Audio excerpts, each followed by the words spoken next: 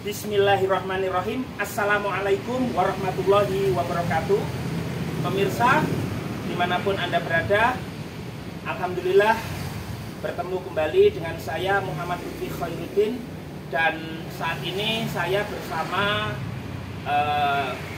sosok yang sudah tidak asing lagi, pemirsa, Profesor Dr. Kiai Haji Imam Suprayogo, seorang akademisi, cendekiawan, ulama, dan seterusnya. Assalamualaikum Prof. Imam. Waalaikumsalam warahmatullahi wabarakatuh. Sehat Prof. Panjenengan? Alhamdulillah sehat. Alhamdulillah pemirsa, Prof. Imam masih terus bisa memberikan wawasan, pengetahuan, dan pencerahan kepada kita semuanya. Langsung saja untuk menyingkat waktu, Prof. Imam, saat ini kondisi negara kita, Prof, bangsa dan negara Indonesia, saya kira pemirsa sudah tahu semua, keadaannya tidak baik-baik saja, Prof. Artinya banyak terjadi demo, unjuk rasa di mana-mana, bahkan juga terjadi perusakan, baik itu yang kantor-kantor pemerintahan begitu, kemudian juga kantor aparat, dalam hal ini kepolisian, Prof. Kemudian bahkan juga fasilitas umum begitu, terutama di ibu kota Jakarta dan di beberapa daerah atau kota besar lainnya di Indonesia. Yang saya meyakini pemirsa juga sudah tahu penyebab dari ini semua, yaitu berawal dari demo beberapa hari kemarin, Prof, yaitu tentang berbagai tuntutan masyarakat begitu, baik itu kepada pemerintah begitu, terutama kepada pihak legislatif, parlemen, Prof, dalam hal ini DPR, Dewan Perwakilan Rakyat Republik Indonesia begitu, tentang berbagai hal begitu yang dirasa itu masyarakat terjadi yang namanya ketidakadilan, ketimpangan begitu. Bagaimana pihak DPR begitu yang kita tahu semua memiliki pendapatan begitu ya, baik gaji, tunjangan yang sangat besar sekali begitu, di mana secara umum kondisi masyarakat secara ekonomi banyak dikatakan mengalami kesulitan begitu, Prof.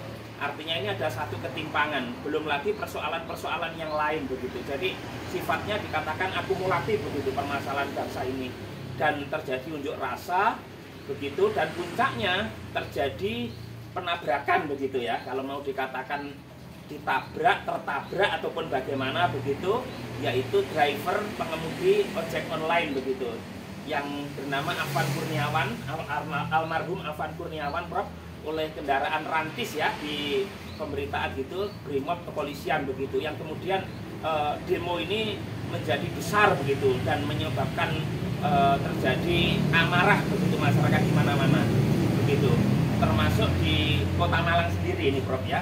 Nah, baik, saya atau kita ingin mendapatkan pencerahan dari Prof Imam tentang berbagai persoalan bangsa ini, yang mana juga kita tahu Presiden saat ini sudah kemarin memberikan pernyataan begitu, bahkan sekarang mengumpulkan para elit-elit politik, ketua umum partai politik di istana, dan juga sidang kabinet begitu, yang sifatnya sepertinya emergensi atau darurat. Nah, bagaimana kita sebagai warga negara Indonesia, Prof, untuk menyikapi persoalan bangsa ini, di mana tentu kita ingin bangsa ini menjadi bangsa yang makmur, sejahtera. Dalam Al-Quran dikatakan batatun thayyibatun wa rabbun ghafur, namun keadaannya seperti ini. Dan bagaimana peran agama di sini, pemirsa ya, Prof sebagai cendekiawan muslim begitu, untuk menjadi problem solving begitu, solusi terkait permasalahan bangsa ini. Monggo Prof Imam. Terima kasih. Assalamualaikum warahmatullahi wabarakatuh. Waalaikumsalam warahmatullahi wabarakatuh. Benar Mas Lutfi, akhir-akhir ini keadaan bangsa ini terasa memprihatinkan sekali. Terjadi kasus-kasus yang sebetulnya membahayakan bagi kita semua, bagi bangsa kita, bangsa dan negara ini. Sebenarnya kalau saya lihat itu ya pasti ada sebab dan akibat, tidak lepas dari itu. Rakyat kita ini sebetulnya kan dikenal baik, santun gitu kan, lalu juga pekerja, kemudian juga sabar, itu ada sebetulnya sifat-sifat itu pada bangsa kita ini. Nah, lalu kenapa lalu terjadi? Tapi ada sebab. Sebabnya apa? Sebabnya itu tidak pada rakyat sebetulnya, tapi justru kepada pemimpin. Pemimpin yang saya maksud itu kan sudah diketahui siapa sebetulnya yang menjadi kelompok yang tidak disukai.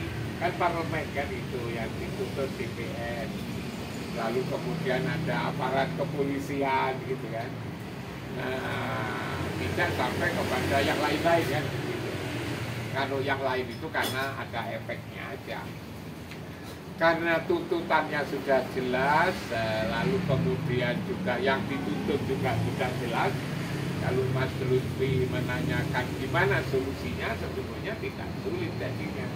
Karena sebabnya sudah jelas, tinggal cara menyelesaikannya aja. Apalagi masyarakat bangsa Indonesia itu kan itu punya sifat-sifat yang begitu bagus. Dan ini tidak saja dikenal di Indonesia ketika haji misalnya bertemu dengan berbagai masyarakat yang beraneka ragam dari berbagai negara. Indonesia dikenal yang santun, ramah, suka kalah, dan seterusnya itu kan. Karena itu menyelesaikannya juga tidak susah. Nah, mengapa menjadi marah? Karena memang mereka harus marah. Di tengah-tengah misalnya masyarakat yang ekonomi lagi lesu, mencari uang 100.000 saja sehari susah, lalu belum lagi ada PHK kan begitu, lalu kemudian biaya sekolah juga tidak murah kan, apalagi kalau di perguruan tinggi kan juga tidak murah sekarang ini. Nah, lalu hidup susah kayak begini pemimpinnya, ya tidak semuanya lah. Kok kemudian menampakkan hal yang berlebih-lebihan, seperti misalnya mendengar tunjangan para DPR yang beraneka ragam, hingga lalu padahal itu semua dari uang negara kan. Kalau kita diajak prihatin, pengetatan, asalkan semua mereka tidak marah. Tapi kalau rakyat sudah susah kayak gini, lalu kemudian anggota DPR gajinya berlipat-lipat seperti itu, gitu kan? Di tengah-tengah masyarakat susah kok lalu joget-joget. Ini sebetulnya pemimpinnya itu. Karena itu demo itu ya karena luapan kemarahan sebetulnya. Yang kebangetan itu sebetulnya bukan rakyatnya, tapi justru pemimpinnya kalau menurut saya itu. Tidak, tentu tidak semua gitu kan. Tentu tidak semua, saya kira semua orang tahu siapa sebetulnya yang dikena marah itu. Itu kalau saya, karena itu bagaimana cara menyelesaikannya ya sama dengan menyelesaikan orang marah pada umumnya. Bagaimana tuntutan ini lalu dipenuhi sepanjang yang memungkinkan gitu, tidak menabrak konstitusi kan begitu. Katakan misalnya bubarkan DPR kan juga mungkin kan, itu berat. Tapi kalau misalnya supaya pajak tidak dinaikkan gitu kan, kita sama-sama sulit ya, hidup sulit, jangan lalu dinaikkan menjadi susah kan. Lalu gaji DPR jangan berlebih-lebihan gitu kan, bahkan dituntut supaya maksimal 5 kali UMR gitu. Nah ini menurut saya masih rasional banget. Tidak perlu mencari siapa dalangnya, tapi itu adalah diselesaikan oleh Pak Presiden. Saya kira itu akan menjadi selesai. Nah, apalagi lalu bangsa ini kan masih bangsa membangun. Bangsa membangun itu ya, membangun itu kan berjuang. Yang berjuang siapa? Yang berjuang ya semua dipimpin oleh para pemimpinnya. Yang namanya berjuang itu kan harus berkorban. Apa ada berjuang tanpa berkorban? Tidak ada. Disebut berjuang itu karena berkorban. Kalau ngomong berjuang tapi lalu malah dapat untung, maka dalam bahasa Arabnya disebut simsaroh. Yaitu dalam bahasa Arabnya disebut simsaroh. dalam bahasa Inggrisnya disebut broker, dalam bahasa Indonesianya disebut makelar. Bukan pejuang, tapi makelar. Nah, hindarilah peran-peran makelaran di birokrasi pemerintahan seperti ini. Nanti masyarakat menjadi aman. Begitu, Prof ya. Prof, kita sudah tahu bagaimana sedemikian parah ternyata, Prof. Kalau dulu tahun 1998 ketika reformasi barangkali hanya terpusat di Jakarta, di daerah tidak seberapa besar begitu, termasuk terjadinya kerusakan secara fisik begitu, Prof. Nah, ini merembet, Prof, ke daerah-daerah sampai terjadi pembakaran, kemudian ketidakpercayaan publik lagi begitu. Nah, terjadinya unjuk rasa ini apa juga karena memang istilahnya pintu dialog atau kemudian musyawarah, karena kita ini kan sebenarnya kalau bicara konstitusi juga bangsa yang selalu menyelesaikan persoalan dengan, tadi Prof mengatakan banyak sifat-sifat luhur dengan kepala dingin begitu, Prof. Bisa dibicarakan dengan baik, dialog begitu, sehingga tidak sampai terjadi unjuk rasa, bahkan kekerasan, sampai terjadi kerusakan, bahkan nyawa begitu hilang. Itu apa memang sudah tidak bisa lagi sebenarnya dibicarakan baik-baik untuk menyelesaikan berbagai persoalan bangsa ini, atau memang karena terlalu banyak, terlalu kompleks begitu, Prof? Menurut hemat saya bisa kok itu diselesaikan dengan cara baik-baik itu. Bisa, Prof, kalau ya? Mau. Hanya problemnya aspirasi rasa yang dirasakan oleh suasana yang dirasakan oleh masyarakat itu kan sudah amat berat. Iya.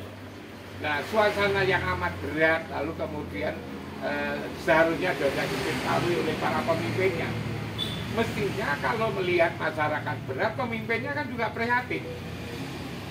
Tapi pemimpinnya kan justru tidak prihatin, malah menari-nari, lalu disoting, diposting kemana-mana gitu kan.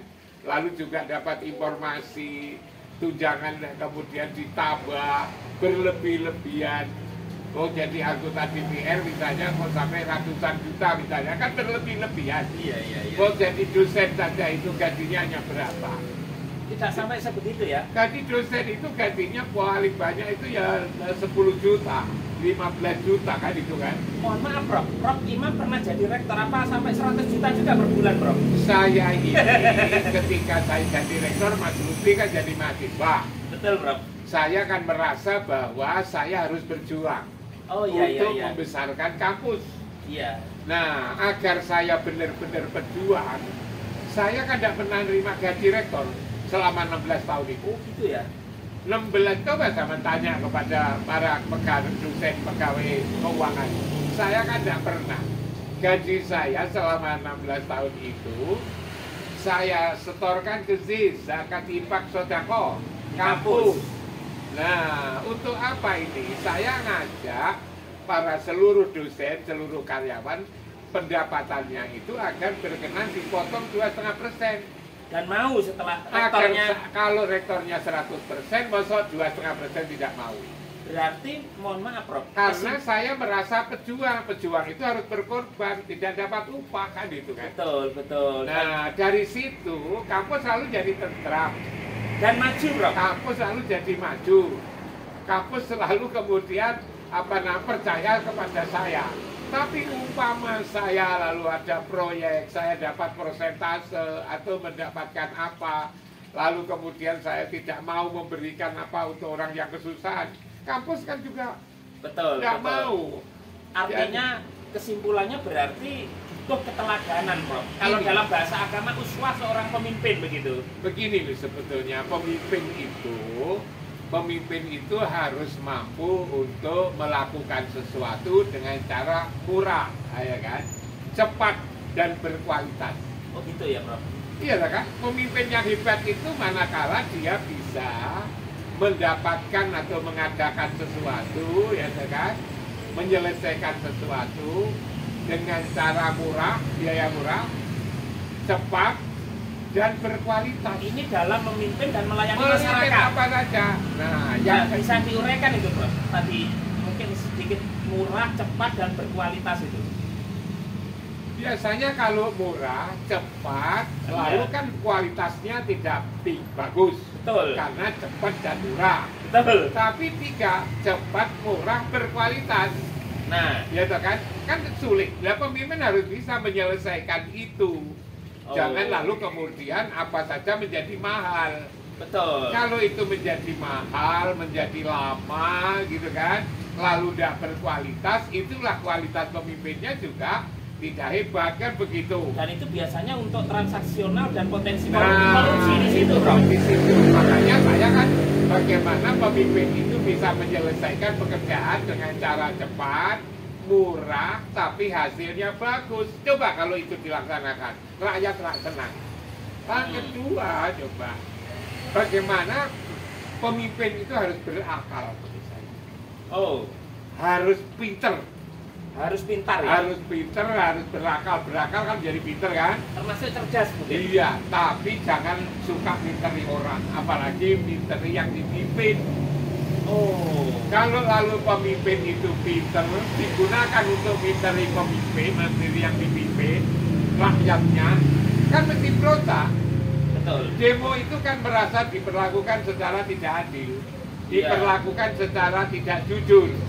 Dan pintu dialog juga tersumbat. Itu ada dialog, tapi hanya cukup disanggupi, tetapi tidak dilaksanakan.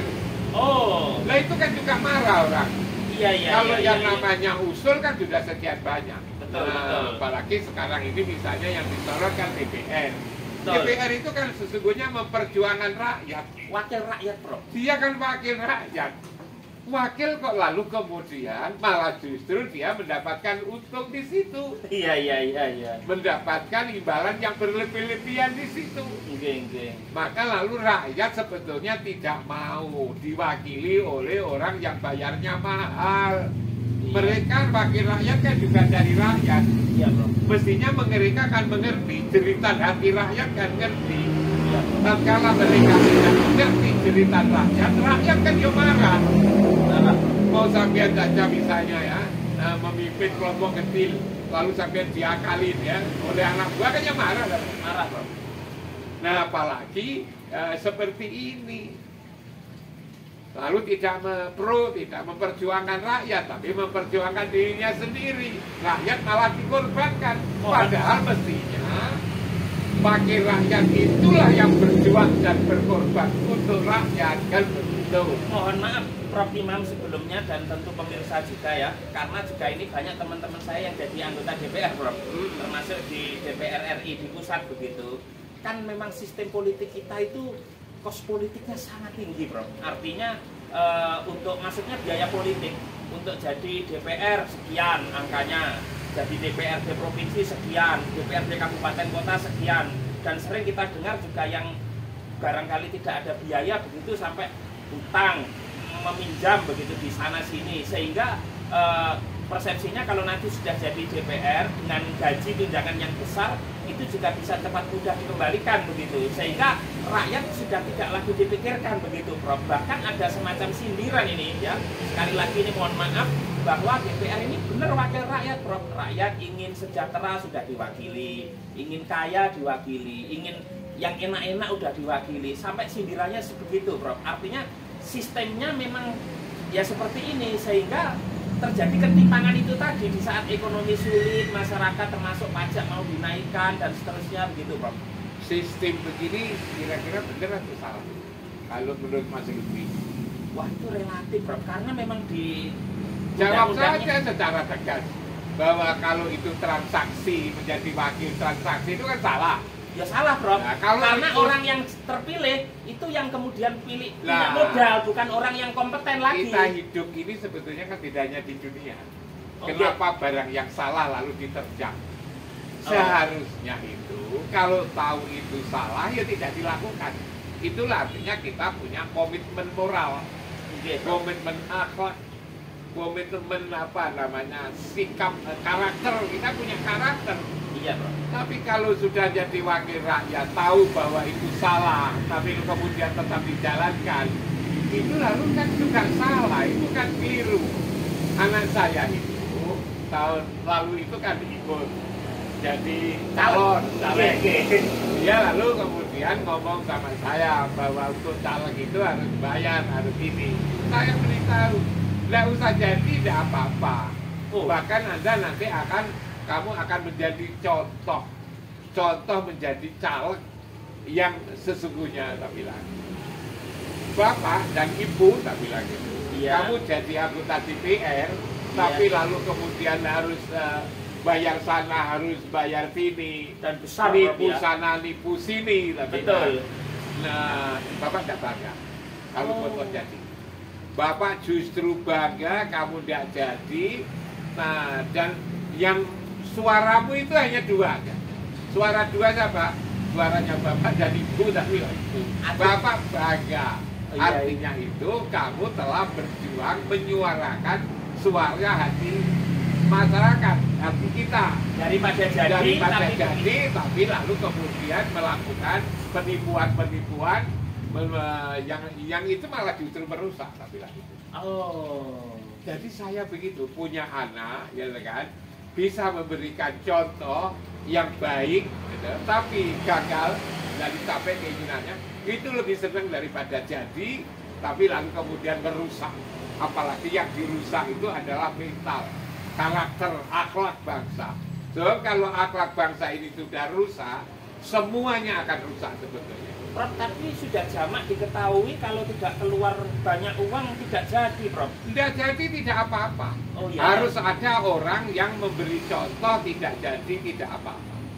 Kalau itu sudah barang salah, kenapa tetap dilakukan? Iya, Sebab iya, yang iya. salah itu akan melahirkan bahkan beranak pinak barang salah.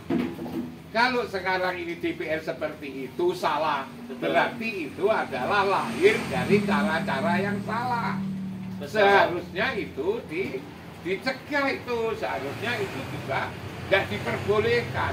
Karena itu memang seperti itu. Jadi kalau menurut hemat saya, ya berbagai macam institusi di diri kita ini, ada pengawas, ada inspektorat jenderal, ada polisi, gitu kan, ada tentara, ada hakim, ada jaksa, Ada KPK, Prof. ada KPK, itu untuk menertibkan ini menurut saya. Apalagi juga ada agama. Nah, itu Ada kan. Kementerian Agama. Nanti kita masuk ke sana, Prof. Ada Kementerian Agama itu untuk menyelesaikan itu. Tapi nanti sebetulnya. dulu. Iya. Jadi menurut hemat saya kalau itu sudah tahu salah, membahayakan, polisi seharusnya segera ngusut. Prof, tapi pertanyaannya Polisi itu adalah melindungi masyarakat. betul. Masyarakat lalu terancam bahaya oleh kelakuan elit yang tidak benar begini, mestinya elitnya segera ditangkap menurut saya. Atau Betul. diingatkan, iya kan? Iya. Jadi sebetulnya polisi jangan hanya menangkap para pencuri, lalu para perusak kecil-kecilan. Tetapi Yang merusak negara itu polisi hendaknya segera untuk menyelesaikan, nangkap itu. nah, pemirsa luar biasa ini perkataan Profesor Imam Suprayogo ini. Prof. Oke, Prof. Kita Jadi kalau misalnya contoh, iya, Prof. anggota parlemen joget-joget itu kan nyakiti rakyat, gitu kan? Oh iya. Anggota parlemen joget-joget di kantor DPR itu kan Betul. menyakiti rakyat, itu kan ganggu rakyat. Segera oleh polisi ditangkap ke sini, diadili, dimasukkan penjara. Oh gitu, Prof. Ini ya mestinya begitu. Yang menyulut kasus demo itu kan satu di antara kan termasuk itu kan. Iya. Yang menyakiti rakyat, mencuri itu kan menyakiti pemilik barang. Tapi barangkali gini, Prof, kalau secara hukum barangkali kalau hanya seperti itu hanya etik, bukan persoalan hukum begitu, Prof. Cuma Ya, jangan secara kalau itu etik, kita ini jangan hanya lihat yang formal-formal aja lah. oh gitu Sehingga ya. mengamankan itu dengan pendekatan formalitas. Oh iya. Cobalah kita ini selalu mengatakan kita ini terdiri dari jasmani rohani, Betul. zahir dan batin. Betul. Yang diurut jangan zahirnya saja, tapi Oh. juga termasuk pada batinnya itu. Hati. Kan nggak ketahui kok sebetulnya perilaku seseorang itu kan tumbuh dari hati. Betul. Jadi bagaimana sebetulnya suara hati kita ini, kita untuk melihat itu, kalau itu barang salah, ya kalau tidak lewat pendukung, misalnya dihukum, diadili, paling tidak diingatkan. Prof, pertanyaannya begini, Prof Imam. kita sering mendengar Prof, bahwa bangsa ini itu tidak pernah belajar dari pelajaran sebelumnya, tidak pernah belajar dari sejarah. Termasuk mungkin pemerintah, khususnya barangkali para anggota parlemen, anggota DPR Prof. Mengapa tuntutan-tuntutan kemudian juga yang menjadi penyebab terjadinya unjuk rasa itu, kemudian juga yang terkait dengan adanya ketimpangan tentunya Prof ya, bagaimana kondisi ekonomi masyarakat yang sulit, kemudian DPR kok istilahnya pada waktu itu tidak langsung mendengar begitu, bahkan membuka pintu dialog, bahkan barangkali membatalkan. Mengapa harus menunggu kerusuhan yang seberapa saat ini meluas begitu, bahkan nyawa kita tahu itu dampak atau ekses daripada itu Prof, ketika seorang anak bangsa yang namanya Afan Kurniawan, driver ojek online, itu harus meregang nyawa, kemudian dilindas begitu oleh kendaraan rantis, itu pun juga semuanya sudah terlanjur emosi begitu, termasuk aparat mungkin juga, kemudian massa juga begitu, situasinya sudah tidak terkendali begitu. Mengapa kadang bangsa kita baru kemudian sadar, oh iya ya sudah dibatalkan saja keputusan misalnya tunjangan perumahan, oh ya sudah gaji tunjangan kita turunkan, kita mengerti kondisi ekonomi masyarakat, tapi semuanya sudah rusak Prof, nyawa sudah hilang. Mengapa tidak dari awal? Artinya tidak, bangsa ini mengapa tidak belajar begitu Prof? Itulah tadi, kita ini sebetulnya yang paling penting, banyak hal penting, tetapi yang juga justru lebih penting itu adalah mengetahui tentang dirinya sendiri. Oh iya. Saya ini siapa? Katakanlah saya ini misalnya rektor, saya kan harus tahu bahwa saya ini rektor. Iya. Kalau saya menjadi rektor tapi tidak tahu bahwa saya ini rektor, saya kan bisa melakukan semau saya kan. Betul. Nah, kalau mereka itu tahu bahwa dirinya adalah wakil rakyat, gitu kan? Betul. Mestinya dia tahu bahwa dirinya adalah wakil rakyat. Dan jabatannya di bawah sumpah. Dan di bawah sumpah. Karena tidak tahu bahwa dia itu sebagai wakil rakyat, memperjuangkan kepentingan rakyat. Maka kemudian dia tidak tahu diri. Tidak tahu diri bahwa dirinya adalah pejuang untuk rakyat. Tidak tahu atau lupa Bro? Lupa diri juga jelek, apalagi tidak tahu diri. Oh iya. Penyakit bangsa itu sebetulnya juga diantaranya karena tidak tahu diri itu. Makanya mengetahui siapa dirinya menjadi penting. Karena itulah maka di Quran juga diingatkan, Iqra kitabaka, bacalah kitabmu, bacalah dirimu sendiri. Kalau bahasa Jawa, bacalah hitungmu, kafa binafsikal yaum, cukup kamu sendiri untuk menghitungnya. Itu kan kafa binafsikal yaum, kasibah itu kan di situ. Cukup kamu sendiri untuk menghisap. Jadi sebetulnya kita ini, apalagi jadi pemimpin, harus selalu membaca diri kita ini siapa. Sehari-hari kita dibaca apa yang telah kita lakukan, apa yang telah kita perjuangkan. Kalau lalu dijawab oleh hati nurani ini tidak pantas dilakukan, maka ya tidak lalu melakukannya. Hingga lalu kata-kata kenapa kok sudah terlanjur begini, tidak terlanjur. Terlanjur itu karena dia tidak membaca dirinya sendiri. Seperti ayat di Al-Quran tadi. Iqra kitabaka kafa binafsikal yaum, cukup kamu sendiri yang hari ini untuk menghitungnya. Introspeksi.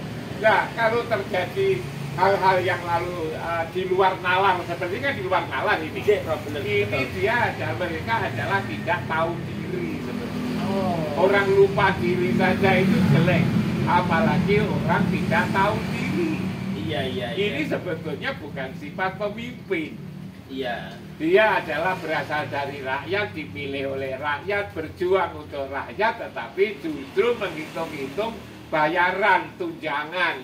Dan ketika menerima tunjangan lalu sorak-sorak, lalu menari-nari, siapa orang tidak marah? Ya mesti marah menurut saya itu. Kecuali masyarakat sudah makmur semua Prof ya. Ya makmur tidak makmur, apalagi tidak makmur. Oh iya. Cari uang sendiri, kemudian tanggungan-tanggungan, banyak cicilan, di tengah-tengah kayak gini pajak dinaikkan. Nah, naiknya tidak hanya kecil, tapi juga naikkan berlipat-lipat. Paradok. Paradok itu. Iya, Bro. Nah, karena itu sebetulnya rakyat marah itu memang bisa dipahami. Yang seharusnya memang marah, kan begitu. Oh iya, iya. Nah, pertanyaannya kenapa lalu demo? Karena diomongi sudah ada. Diperhatikan kan begitu. Iya. Sudah ada berbagai macam pendapat, sudah ada orang yang jangan menyimpang, jangan korupsi, tetap korupsi. Betul. Ya kan? Betapapun lalu kemudian Iya, sepanjang cara itu dibenarkan, dibolehkan, maka masyarakat lalu menempuh cara itu. Hanya memang yang tidak boleh itu merusak. Tapi kenapa merusak? Itu lagi sebab dan akibat lagi kan gitu.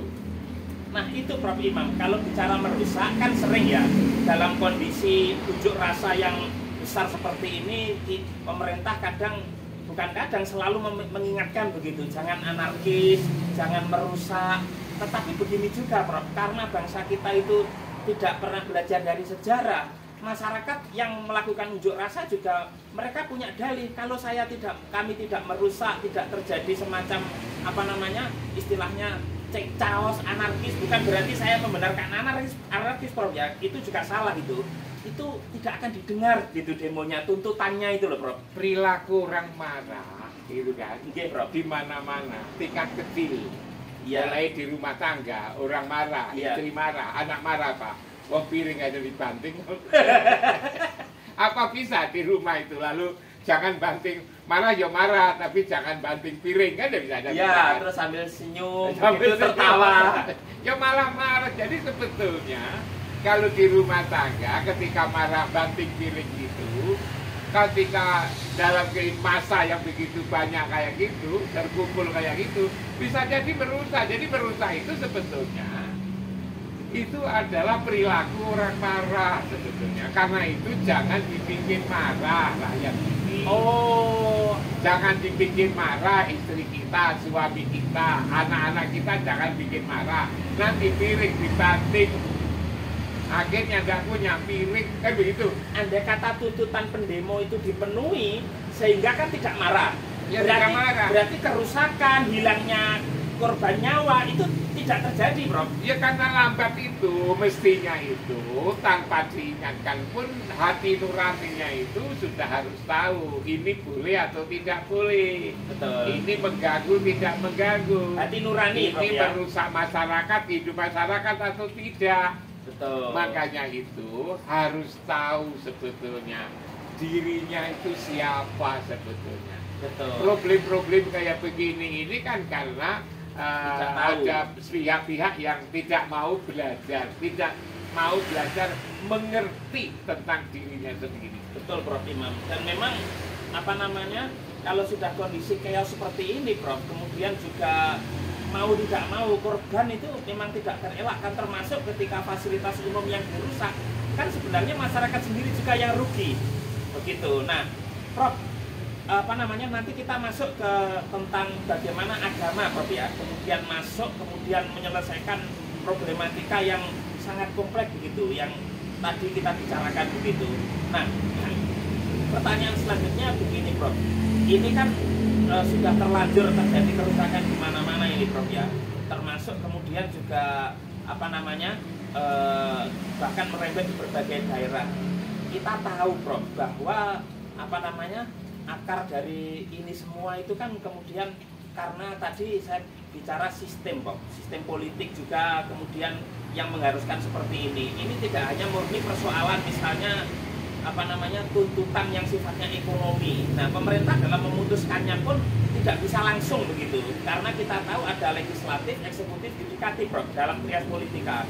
Ada partai politik di sana, ada pertimbangan politik juga. Ketika nanti ini tuntutan saya penuhi, bagaimana nanti dengan ekses politik yang ditimbulkan misalnya kaitan stabilitas pemerintahan misalnya dari pihak presiden misalnya. Nah, banyak pertimbangan di sana. Nanti jangan-jangan dukungan dari menurun itu, dukungan politik dari parlemen, tapi masyarakat sudah keadaan seperti ini. Nah, itu bagaimana Prof sesungguhnya kalau Prof memandang ini juga faktor politik juga sesungguhnya Prof. Jadi kalau saya lihat semuanya itu sebetulnya bersumber dari manusianya. Manusia itulah sebetulnya sumber masalah. Oh gitu. Dan itu tidak saja terjadi sekarang, tapi terjadi sejak zaman Nabi Adam. Nabi Adam itu kan manusia kan sedikit. Betul. Hanya Adam dan Hawa dengan anak-anaknya. Qabil Habil. Itu sudah terjadi bunuh-membunuh kan, Habil Qabil kan itu kan. Iya.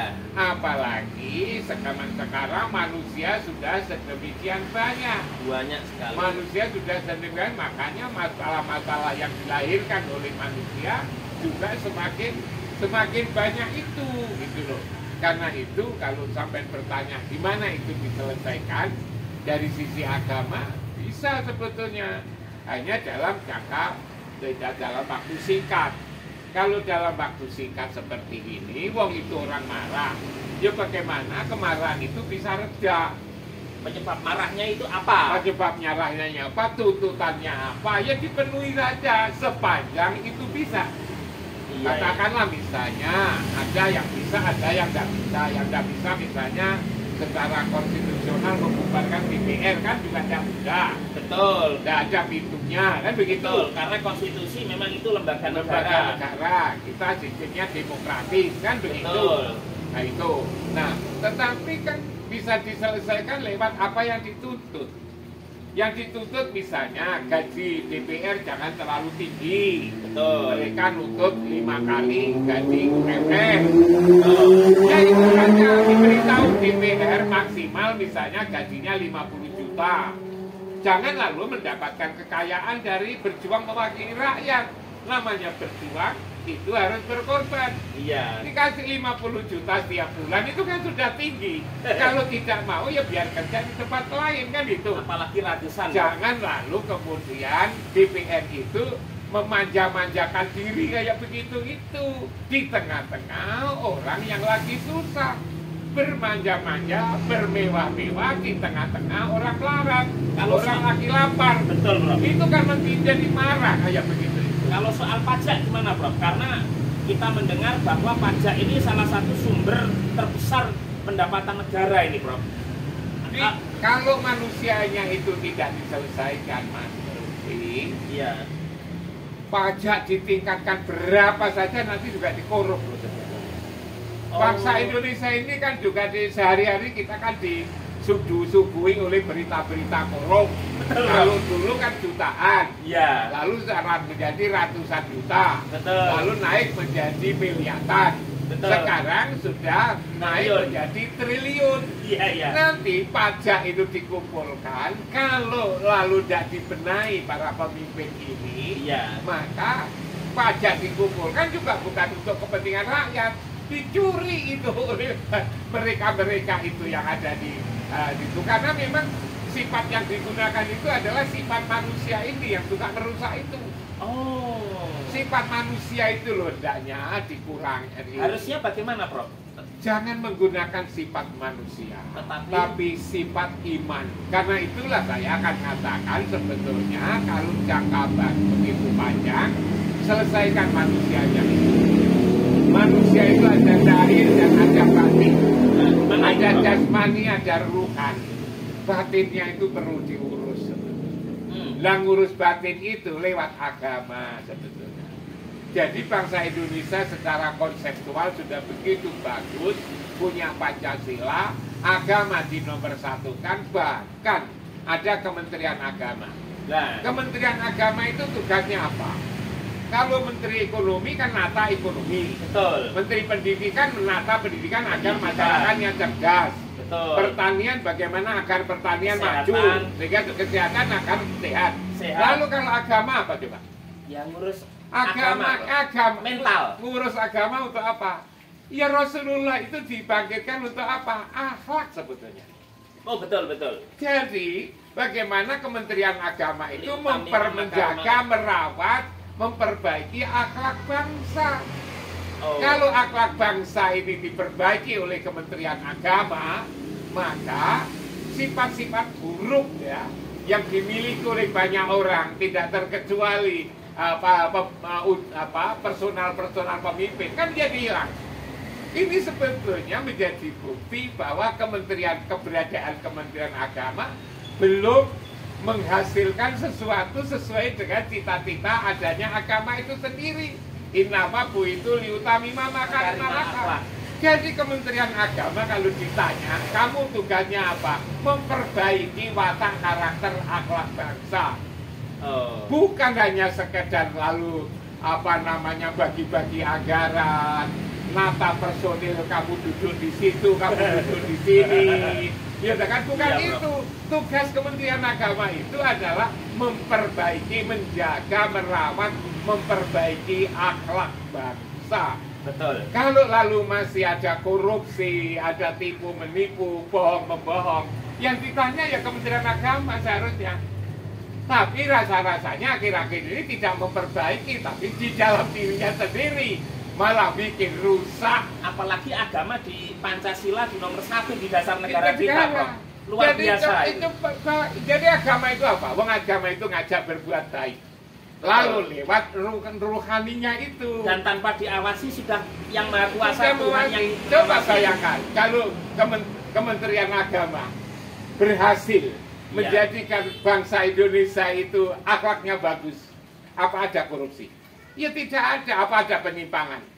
Apa ada politik lalu dijual belikan? Ya tidak ada. Ini terutama pemerintah dan elit politik, Prof, ya?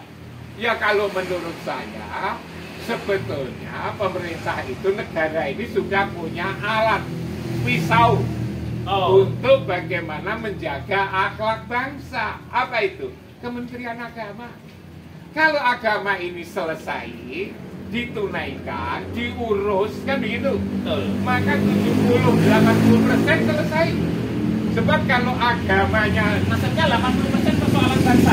Selesai. Coba kalau misalnya manusia-manusia di Indonesia itu beragama. Iya, Bro. Beragama apa saja loh ya? Iya, betul. Yang Islam, yang Kristen, yang Katolik, yang Hindu, yang Buddha, yang Konghucu kan ngajak kepada kebaikan. Betul, pasti. Coba itu ditunaikan. Yang bertanggung jawab adalah Kementerian Agama. Iya kan? Betul, Bro. Kalau orang-orang sudah akhlaknya bagus, hatinya sudah bersih, Betul. tidak suka iri, tidak dengki, tidak tamak, tidak asuh, tidak pamer, tidak riak, tidak sombong, punya kepekaan sosial. Kan selesai sebetulnya. Iya. Itu adalah pekerjaannya agama. Terus tidak marah, tidak buat marah. Itu agama sebetulnya. Itu makmur negara Negara sudah selesai, ekonomi lalu jadi bagus, pendidikan jadi bagus, kesehatan jadi bagus, kehutanan juga jadi bagus, birokrasi jadi bagus, pertanian semua hal jadi aspek bagus kehidupan karena bagus. kalau hatinya sudah diurus secara bagus. Pertanyaannya adalah, ada Kementerian Agama itu merawat hati atau hanya sekedar bagi-bagi jabatan lalu anggaran? Jangan-jangan ini ya, peran ini yang hilang sebetulnya. Gini, Prof. Itu oke. Jadi Kementerian Agama harusnya bisa menjadi obat. Tapi jangan-jangan ini, Prof. Justru Kementerian Agama juga penyakit itu sendiri, Prof.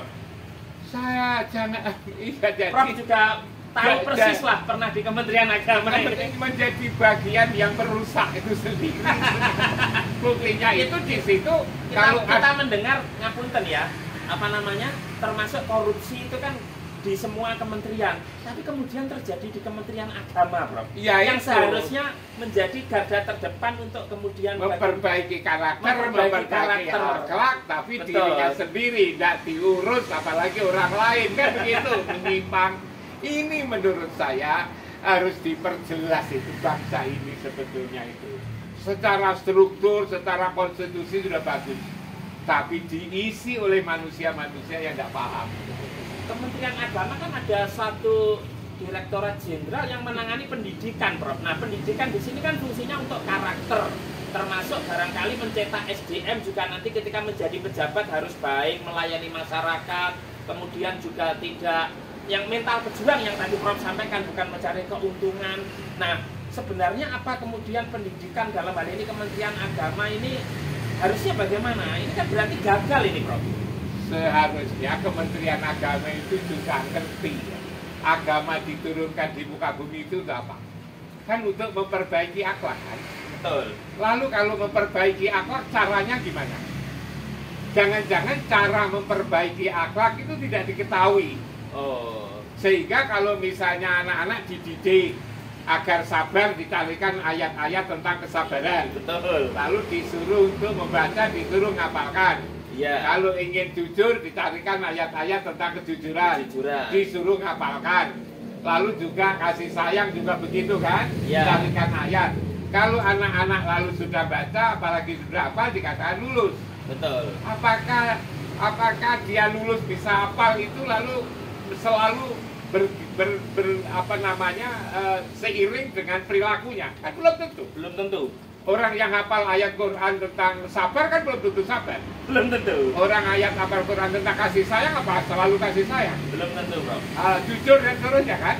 Iya. Nah, berarti kalau begitu metodologinya yang harus Oh, diperbaiki. mudah diucapkan, sulit dilaksanakan. Nah, gimana sebetulnya merawat hati ini? Merawat hati ini bukan hanya sekedar menghafalkan ayat-ayat yang dimaui.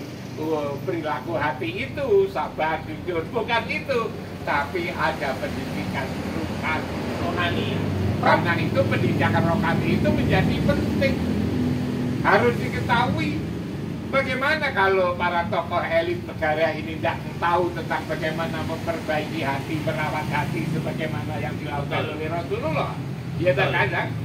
Nah di situ sebetulnya jangan-jangan ini letak awal daripada problem-problem bangsa ini, di persoalan bagaimana menjalankan agama, dan agama untuk apa? Ada jasmani, ada ruhani, ada zahir, ada batin. Mestinya lalu ada pendidikan zahir, pendidikan jasmani, lalu juga ada pendidikan ruhani. Prof, kalau untuk studi kasus kerusuhan yang terjadi sekarang, Prof, itu harusnya pemerintah dalam hal ini, khususnya Prof tadi menyinggung Kementerian Agama ya, apakah agama bisa, Prof, menyelesaikan ini persoalan-persoalan yang ya terjadi ini, Prof, agar situasi kembali kondusif, kembali tenang, kita juga bisa beraktivitas dengan lancar, bangsa kita juga menjadi maju sesuai cita-cita founding father, termasuk yang disampaikan Presiden Prabowo Subianto, menjadi bangsa yang bahkan macan Asia dikatakan begitu, Prof. Tapi kalau kondisinya begini itu kan ya sulit sepertinya lah. Agama bisa, Bro. Agama itu sebetulnya bisa kalau orang memahami agama. Oh, gitu. Memahami misi agama itu apa. Dan okay. Bagaimana untuk mewujudkan misi itu dipahami. Nah, kalau itu tahu bahwa agama itu adalah membangun karakter, membangun moral, membangun akhlak yang mulia, lalu tahu caranya membangun gitu kan, maka kan bisa dilaksanakan. Jangan-jangan selama ini Kementerian Agama pun tidak tahu wilayah pekerjaannya gitu. Dikira ngurus agama itu hanya bagi-bagi proyek, lalu nata kamu duduk di mana, eselon 1 siapa, eselon 2 siapa yang jadi rektor, lalu kemudian tidak ada kesadaran bahwa agama itu adalah wilayah rohani. Siapa jadi dirjen? Agama itu wilayah rohani. Sekarang bagaimana merawat rohani itu? Nah, bagaimana Islam ngajak kepada umatnya yang beragama Islam untuk memperbaiki karakter, moral, dan akhlaknya. Bagaimana Hindu, bagaimana Buddha, bagaimana Kristen, bagaimana Katolik. Kan indah banget sebetulnya itu. Kok semua ngajak untuk pada kebaikan. Nah, jangan lalu malah justru bertengkar antar agama. Bahkan tidak bertengkar antar agama, bertengkar intern agama. Seagama. Agama yang seharusnya menjadi problem solving, solusi masalah, malah menjadi masalah. Memproduk masalah. Malah memproduk masalah di tempat itu, lalu kemudian orangnya, Prof, ya, bukan agamanya. Makanya itu orangnya, karena itulah orangnya diperbaiki.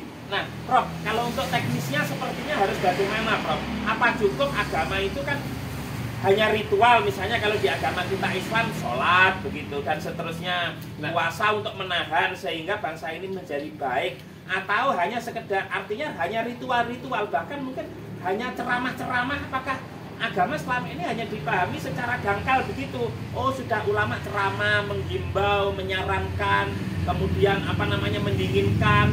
Tapi teknisnya seperti apa? Kan ini juga tugas bersama, Prof. Terutama pemerintah ini, Prof. Nah, agama masuknya harusnya bagaimana Menteri Agama khususnya di sini? Cobalah, misalnya ya, sama tadi ngatakan, jangan hanya ritual gitu kan. Iya, Prof. Ritual itu bukan hanya sebetulnya. Ritual itu memperbaiki hati. Oh iya, iya. Kita sholat itu memperbaiki hati. Kita itu puasa itu memperbaiki hati. Kita zakat itu memperbaiki hati. Apa yang ada di dalam hati itu yang diperbaiki. Itulah namanya iman. Agar iman itu menggunakan sifat-sifat iman. Sifat iman itu apa? Sidik, amanah, tabligh, patonah. Coba kalau setiap manusia yang jadi pemimpin ataupun jadi rakyat lalu punya sifat, menggunakan sifat-sifat mulia ini, kan menjadi aman, menjadi damai. Betul, Bro. Jangan-jangan lalu itu tidak tersentuh, hanya diajari untuk baca buku, lalu disuruh ngapalkan buku, tapi sebetulnya barang yang diceritakan dalam buku itu tidak diketahui. Sehingga hanya capek untuk banyak ngomong, banyak baca, tetapi tidak tahu apa yang maksud yang dibaca. Karena itu memang dalam sekali kalau bicara agama itu. Kita misalnya selalu ngomong apa sholat. Sholat itu tanda anil fasah wal munkar. Kenapa? Kok sholat tanda anil fasah wal munkar? Karena ketika orang salat ada di hatinya, ingatannya di kiblat, di makom Ibrahim, di tengah-tengah Masjidil Haram, kan ada itu keterangan wa nazana ma fi sudurihim min ghilin, kami cabut apa yang ada di dalam dada itu min ghilin, penyakit hati, iri, dengki, takabur, haji, pria, sombong, fitnah, kasut, itu dicabut. Dendam itu sudah dicabut. Kalau itu sudah dicabut, dan nyabutnya itu di mana? Tajri minta dihimul anhar, di tempat yang di bawahnya mengalir sungai. Kita seringkali tidak banyak belajar. Ada apa sebetulnya penduduk bumi ini setiap hari 5 kali harus menghadap ke tempat itu.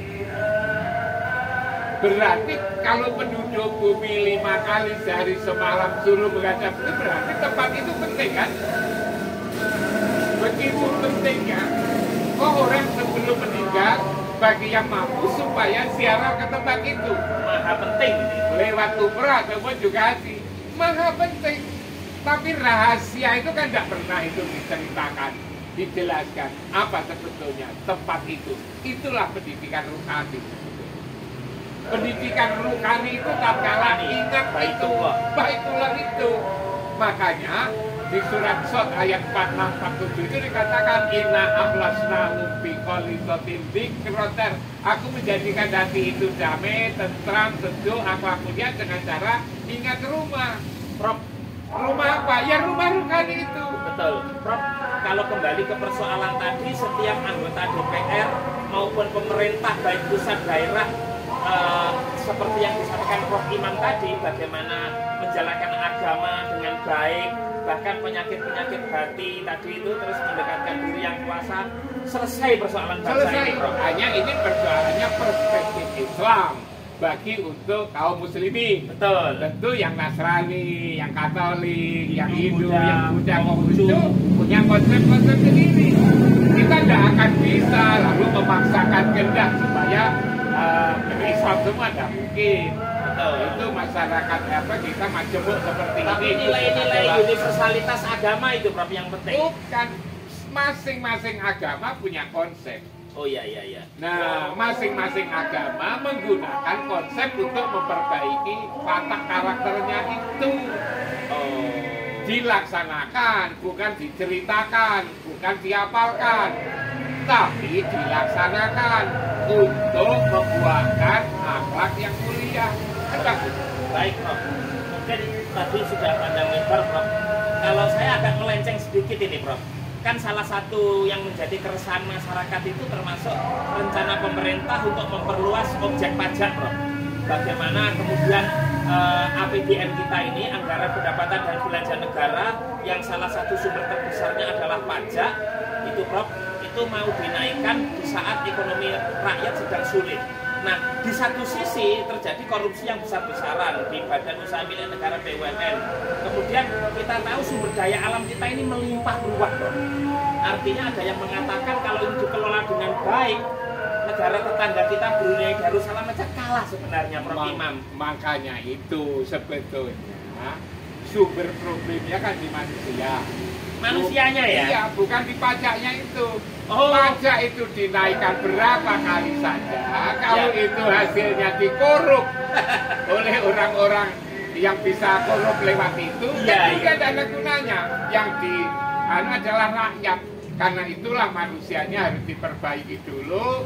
Di gerakan-gerakan saling tiru-meniru, saling bermusyawarah, contoh-mencontoh, itu dilakukan agar apa? Ada tumbuh kesadaran. Betul. Bahwa kita ini bernegara dan berbangsa. Maka tidak boleh lalu semena-mena perbuatan kita merusak bangsa ini, perbuatan kita lalu kemudian menjadikan bangsa dan negara itu mengalami seperti yang kita contohkan dan ini. Harus tahu diri ya, Harus kayak tadi tahu. yang DPR dan seterusnya. Tidak boleh tahu diri bahwa mereka itu adalah wakil rakyat, pejuang untuk rakyat. Lah namanya pejuang itu di mana-mana, kamus apapun selalu berkorban. Wong ini berjuang kok minta upah, lalu upahnya banyak-banyak. Nah, itu karena tadi kita menyinggung sistemnya memang membutuhkan kos atau biaya Ya, yang kan, tinggi. sistemnya. Sehingga Prof, ngapunten Prof, orang yang di Indonesia ini kan tidak kekurangan SDM yang bagus, yang jujur, yang pintar sesungguhnya. Makanya. Tapi tidak bisa menjadi pejabat. Prof tadi menyebabkan salah satunya putra Prof karena tidak ada uang yang banyak itu loh Prof. Kalau itu salah, ya, lewat cara-cara itu salah. Konstitusi moral bangsa tidak membolehkan. Mestinya siapapun mencegah itu. Polisi mencegah itu, hakim mencegah itu, jaksa mencegah itu, para alim ulama juga mencegah, cendekiawan mencegah itu. Ini kan kita diamkan. Kita kan tahu bahwa itu adalah sumber persoalan nanti. Ya. Tapi didiamkan, bahkan dianggap itu hal biasa. Dan sudah Pikiran bertahun-tahun modern seperti ini mestinya berapa kali pemilu kita sudah. mestinya ya seperti saya ini sama tanya-tanya begini ini, kalau saya ya itu harus diselesaikan, diingatkan. Bahkan boleh polisi katakan jangan pilih orang manusia seperti ini. Nangkap itu pencuri kelas kecil gitu kan, itu tidak lebih berdampak dibandingkan dengan menangkap orang-orang yang merusak konstitusi bentuk sistem negara ini. Itu menurut saya. Makanya saya tadi katakan yang namanya joget-joget di kantor DPR itu kan menyakitkan hati. Betul. Itu mestinya harus diingatkan, kalau perlu ditangkap, Ditangkap ya. harus diomongkan partainya turut untuk Tapi sudah dinonaktifkan Prof. Iya, semua yang kelihatan fotonya ada mestinya dinonaktifkan semua ya. Dinonaktifkan atau dipecat Prof? Dipecat. Itu mengganggu perasaan masyarakat. Iya, Sama iya. dengan kalau ada pencuri ayam itu kan mengganggu, bukan karena nyuri ayam, karena ganggu masyarakat itu. Betul. Orang seperti itu juga ganggu kehidupan bangsa, karena itu harus dilarang betul mestinya. Oh. Kalau perlu ya dikasih pelajaran gitu. Prof, ini sebagai closing Prof. Bangsa kita ini kan terkenal sebagai bangsa yang ramah, kemudian juga tolong menolong, tepos liro, tenggang rasa, kemudian juga saling membantu satu sama lain begitu Prof. Bahkan saling menghormati Prof. Ya, nilai-nilai luhur itu Prof. Nah, tapi dengan kita melihat kondisi sekarang ini saling serang, saling mengejek di media sosial dan seterusnya begitu, saling menghina, menjatuhkan, bahkan sekarang sudah ketidakpercayaan begitu kepada aparat pemerintahan ini. Nah, sebagai closing, apa saran himbauan ke Prof baik itu kepada pemerintah maupun kepada masyarakat agar situasi ini cepat kondusif, Prof? Monggo, Prof. Menurut saya kalau singkat, semua harus koreksi diri. Oh gitu. Harus membaca dirinya masing-masing. Keberadaan saya itu sebetulnya menguntungkan bagi kehidupan berbangsa dan bernegara atau justru merusak. Jangan sampai keberadaan kita ini bukan lalu menjadi memberi manfaat, tapi justru menjauhkan dari kehidupan berbangsa dan bernegara, dari tujuan yang ideal gitu loh. Karena itu menurut hemat saya, ayolah koreksi diri, introspeksi, lalu secara diam-diam kita perbaiki. Sebab yang bisa memperbaiki seseorang adalah orang yang bersangkutan. Tidak bisa orang lain memperbaiki itu. Yang bisa memperbaiki Mas Lutfi ya Mas Lutfi sendiri. Tetangga-tetangga tidak akan bisa. Orang tuanya saja juga tidak bisa. Makalah Artinya ini elit ini? Semua manusia. Semua manusia yang bisa memperbaiki dirinya itu ya dirinya sendiri. Karena itulah maka saling musyawarah, saling contoh-mencontoh, saling nasihat menasihati, itu dimulai dari diri kita masing-masing semuanya. Ketika itu saling menyalahkan kalau itu agar kehidupan itu menjadi bagus. Tapi lalu yang salah yang ini juga harus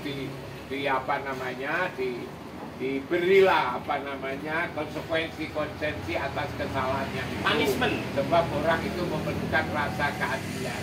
Orang memerlukan kejujuran, kan begitu ya.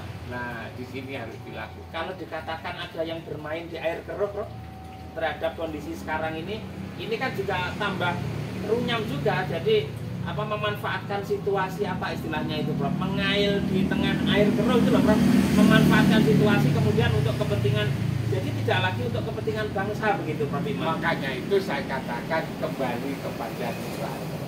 Kembali pada nurani. Ya. Kalau semua orang kembali kepada nurani, saya kira apapun yang terjadi hasilnya akan bagus. Kalau yang ngomong itu adalah nurani. Dan peran Kementerian Agama sesungguhnya strategis ini ya, Prof ya? Peran Menteri Agama itu sebetulnya tidak hanya strategis, amat sangat strategis dalam kehidupan. Apa hanya ceramah saja? Bukan, memberitahu bagaimana memperbaiki diri masing-masing kita ini. Iya. Yang saya katakan itu sebetulnya ada petunjuk dari agama. Masing-masing agama memberi petunjuk. Kalau Islam caranya adalah bagaimana kita selalu wasta'inu bis-sabri was-shalah wa innaha lakabiratun illa 'alal khashi'in. Itu dilaksanakan. Baik, Prof Imam, terima kasih sudah tiba waktunya kumandang adzan sholat maghrib, Prof. Menarik sekali pencerahannya dari Prof Imam. Mudah-mudahan bangsa kita segera pulih, segera kondusif, dan yang dicita-citakan kita menjadi bangsa yang maju. Kita harus tetap optimis ya, Prof ya. Optimis. Baik pemirsa, demikian. Wassalamualaikum warahmatullahi wabarakatuh. Matur suwun, Prof.